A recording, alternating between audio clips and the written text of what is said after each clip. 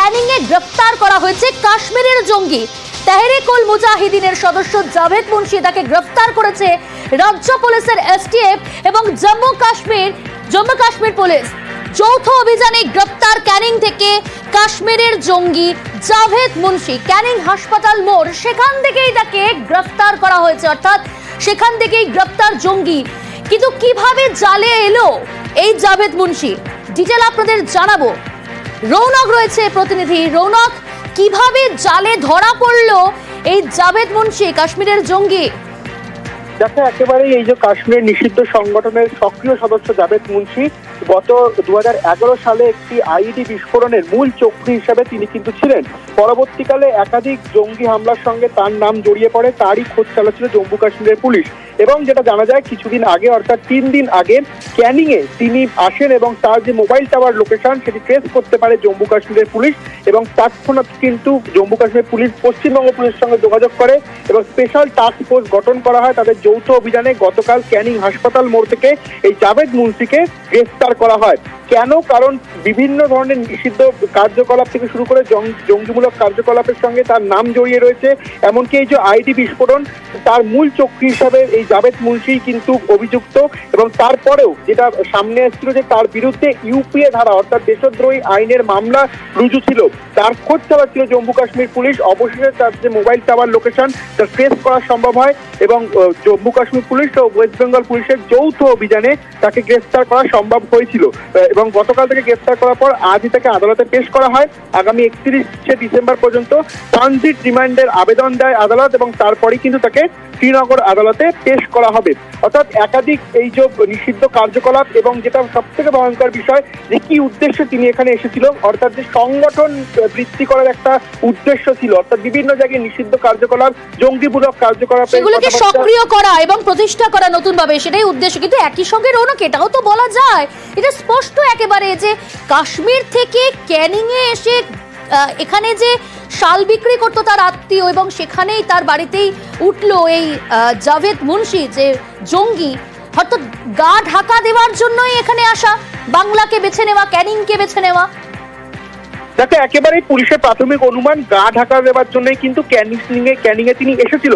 কিন্তু আর একটা বিষয় সামনে আসছে যে এই জাভেদ মুন্সির সঙ্গে সরাসরি যোগ রয়েছে লস্কর-ই তয়বার শীর্ষ নেতাদের। সেক্ষেত্রে বাংলাদেশে পালিয়ে যাওয়ারও কিন্তু একটা পরিকল্পনা ছিল, অর্থাৎ ক্যানিং হয়ে তিনি বাংলাদেশে যেতেন এবং এই সংগঠন বৃদ্ধি করার এবং সক্রিয় সদস্য তৈরি করার এই নিষিদ্ধ সংগঠনের সেই দায়িত্ব কিন্তু তার কাঁধেই ছিল।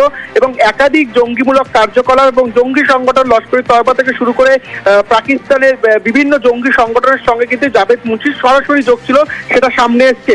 এই বিষয়কে সামনে রেখেই কিন্তু তিনি এই ক্যানিং এ এসেছিলেন এবং পুলিশের প্রাথমিক অনুমান এই ক্যানিং থেকেই কিন্তু তিনি বাংলাদেশে প্রবেশ করতেন এবং তার আগেই তাকে গ্রেফতার করা হলো। ইতিমধ্যে কিন্তু ওয়েস্ট বেঙ্গল পুলিশের স্পেশাল টাস্ক ফোর্স এবং জম্মু কাশ্মীর পুলিশের যে যৌথ অভিযান, সেই অভিযানে পাকড়াও করা হয় জাভেদ মুন্সিকে। বেশ,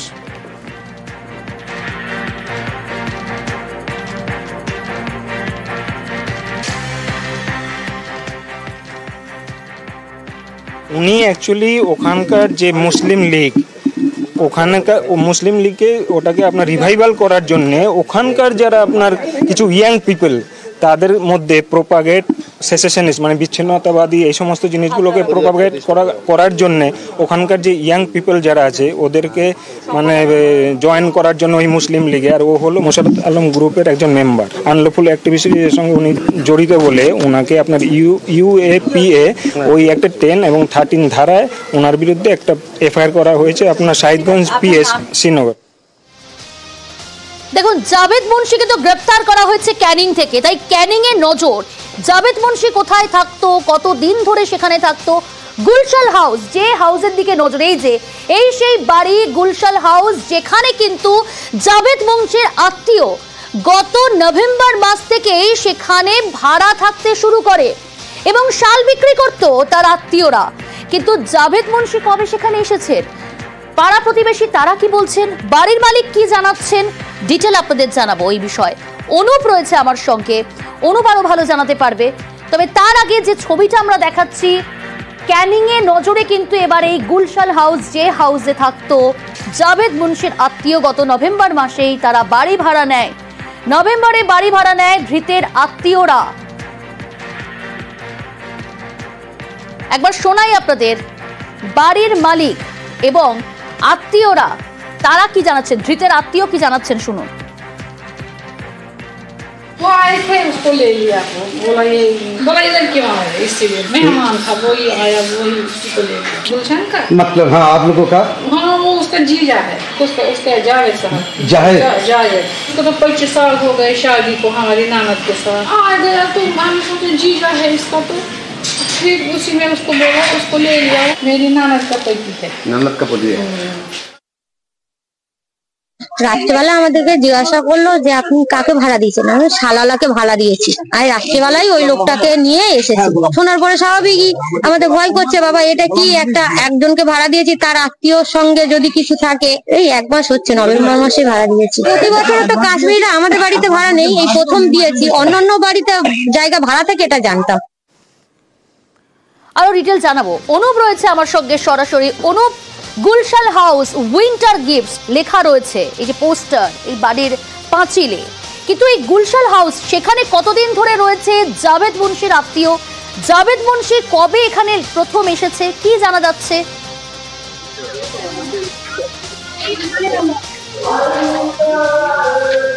দেখো, যেটা জানা যাচ্ছে, বাড়ির যে মালিক রয়েছেন তিনি কিন্তু আমাদের জানিয়েছেন যে এই যে হচ্ছে গুলশান হাউস, এই যে গুলশান হাউস কিন্তু তার হচ্ছে যে শ্যালক রয়েছে, সেই শ্যালক কিন্তু এই গুলশান হাউসটাই কিন্তু ভাড়া নেয়। গত নভেম্বর মাসেই কিন্তু ভাড়া নেওয়া হয়েছিল এবং 7 মাসের জন্য ভাড়া নিয়েছে বলে এমনই তিনি জানিয়েছেন। সে কারণেই গত 2 মাসের অগ্রিম ভাড়া দেওয়া হয়েছে। তবে যিনি ভাড়া নিয়েছেন সেই শ্যালক কিন্তু এখানে কিন্তু দীর্ঘদিন ধরে ক্যানিং এর বিভিন্ন এলাকায় কিন্তু ব্যবসা করেন। ক্যানিং এর আগেও কিন্তু অন্য জায়গায় ক্যানিং থেকে এখান থেকে মাত্র 1 কিলোমিটার দূরে কিন্তু তিনি এসে ভাড়া রয়েছেন। প্রায় এখানকার স্থানীয় মানুষজন যেটা জানাচ্ছেন যে ইনি এখানে প্রায় 25 থেকে 30 বছর ধরেই এখানে ব্যবসা করেন। সেই ব্যবসায়িক সূত্রে কিন্তু এলাকার মানুষের কাছে একটা বিশ্বাসযোগ্য হয়ে গেছেন এবং সেখানে কিন্তু গতকালকে রাতেই কিন্তু এই পুলিশের পক্ষ থেকে তার এই যে হচ্ছে জাভেদ মুন্সিকে নিয়ে আসা হয় এ বাড়িতেই, এবং তার এই যে যিনি শ্যালক রয়েছেন সেখানে নিয়ে আসে এবং সেখানে নিয়ে আসার পরে এখানে পুলিশের পক্ষ থেকে সেখানে কিছু জিজ্ঞাসাবাদ করা হয়েছিল। করার পরে কিন্তু এখান থেকে সেই জাভেদ মুন্সিকে নিয়ে চলে যায়। তবে এলাকা মানুষজন কিন্তু যথেষ্ট আতঙ্কে রয়েছে। আতঙ্কে থাকার কারণটা হচ্ছে, দেখো, এই যে ক্যানিং এলাকা কিন্তু শান্তিপ্রিয় এলাকা, এখানে এরকম কোনো ঘটনা আজও পর্যন্ত ঘটেনি। যেসব মানুষজন এইসব এলাকায় রয়েছেন তারা কিন্তু দাবি করছেন এই যে জঙ্গি কার্যকলাপে যুক্ত যে মানুষটিকে ধরে নিয়ে আসা হয়েছে এবং সেই ঘটনায় কিন্তু তারা যথেষ্ট আতঙ্কে। কারণ আতঙ্ক এটাই হয়েছে, সেই কারণেই তারা কিন্তু জানাচ্ছেন যে এমন ঘটনায় ক্যানিং এর আগে কখনো কোনোদিন শোনেনি বা দেখেনি। তবে এই ঘটনা শোনার পরে কিন্তু যথেষ্ট খুব স্বাভাবিকভাবেই আতঙ্ক ছড়িয়েছে। বেশ,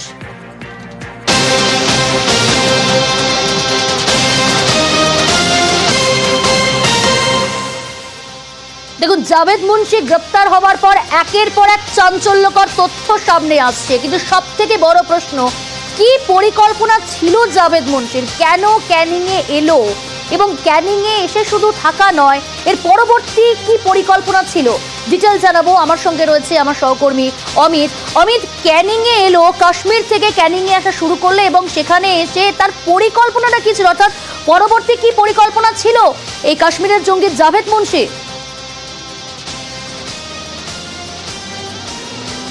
দেখো, তেহরিক-উল মুজাহিদিনের যে নিষিদ্ধ জঙ্গি সংগঠন তারই অনেক বহু পুরনো সদস্য এই জাভেদ মুন্সি, তার পরবর্তী যে পরিকল্পনা এখনো পর্যন্ত সামনে আসছে তাতে আমাদের রাজ্য হয়ে বাংলাদেশ থেকে নেপাল এবং নেপাল থেকে আবার পাকিস্তানে যাওয়ার কিন্তু পরিকল্পনা ছিল। এবং এর আগে 90-এর দশকে পাকিস্তানে দীর্ঘদিন জাভেদ সেখানে ছিলেন এবং সেখান থেকে জঙ্গি কার্যকলাপে সেখানে প্রশিক্ষিত হন এবং পরবর্তী সময় কাশ্মীরে আসেন এবং পরবর্তী সময় তেহরিক-উল মুজাহিদিনের হয়ে সে কাজ করতেন। এমনকি 2011 সালে যে টেররিস্ট অ্যাক্টিভিটি কাশ্মীরে ছিল তাতেও সক্রিয় ভূমিকা দেখা যায় এই জাভেদের। একই সঙ্গে আইইডি তৈরি করার ক্ষেত্রে যেমন এক্সপার্ট এবং একই ক্ষেত্রে আইইডি ব্লাস্ট করার ক্ষেত্রেও এক্সপার্ট বলেই এখন পর্যন্ত তথ্য উঠে এসছে। কিন্তু হঠাৎ করে কেন বাংলাদেশ থেকে নেপাল থেকে পাকিস্তান যাওয়ার পরিকল্পনা? রাজ্য পুলিশের যে এসটিএফ এবং জম্মু কাশ্মীর পুলিশ সূত্র থেকে যেটা দাবি করা হচ্ছে, সম্প্রতি হুরিয়াতকে আরও সংঘবদ্ধ করা, হুরিয়াতের নতুন করে সংগঠন তৈরি করা এবং নতুন সদস্যদের সেখানে যোগদান করানো, এই পরিকল্পনা করা হয়েছিল। সেই জায়গা থেকে লস্করে তৈবার শীর্ষস্থানীয় নেতৃত্বের কাছ থেকে তার কাছে নির্দেশ আসে যে তাকে পাকিস্তান যেতে হবে, সেক্ষেত্রে পাকিস্তান যাওয়ার ক্ষেত্রে তার আগে বাংলাদেশ এবং নেপালে যেতে হবে, কারণ সেখান থেকেও বেশ কিছু অর্থ বা তহবিল সংগ্রহের ব্যাপার রয়েছে এবং সেখানে তাদের পুরনো যারা সদস্য রয়েছে তাদের সঙ্গে যোগাযোগ তৈরি করা এবং নতুন করে সংগঠনে নতুন সদস্যদের আনার ক্ষেত্রে তাদেরকে বলা এবং তাদের মাধ্যমে নতুন করে সদস্য সংগ্রহ এবং একই সঙ্গে তহবিল সংগ্রহের বিষয়টি কিন্তু এই জাভেদের মাধ্যমে করা হচ্ছিল। চলতি বছরের মার্চ মাসে বেশ কয়েকজন সন্দেহভাজনকে জম্মু কাশ্মীর পুলিশ নিজেদের হেফাজতে নেয় এবং তাদের থেকে এই হুরিয়াতকে আবার নতুন করে তৈরি করা বা হুরিয়াতের সদস্য তৈরি করার ক্ষেত্রে জাভেদ যে কাজ করছে, জাভেদ যে পরিকল্পনা করছে বা জাভেদ আবার সক্রিয় ভূমিকায় রয়েছে, এই বিষয়টি কিন্তু সামনে আসে। এরপরে কিন্তু জাভেদের খোঁজ খবর করা শুরু হয় এবং পরবর্তী সময়ে গতকাল রাতে তাকে ক্যানিং থেকে ধরা হয়েছে এবং বাংলাদেশ পালিয়ে যাওয়ার আগে তাকে ধরা হয়েছে, এমনটা কিন্তু পুলিশ সূত্র থেকে দাবি করা হচ্ছে। বেশ।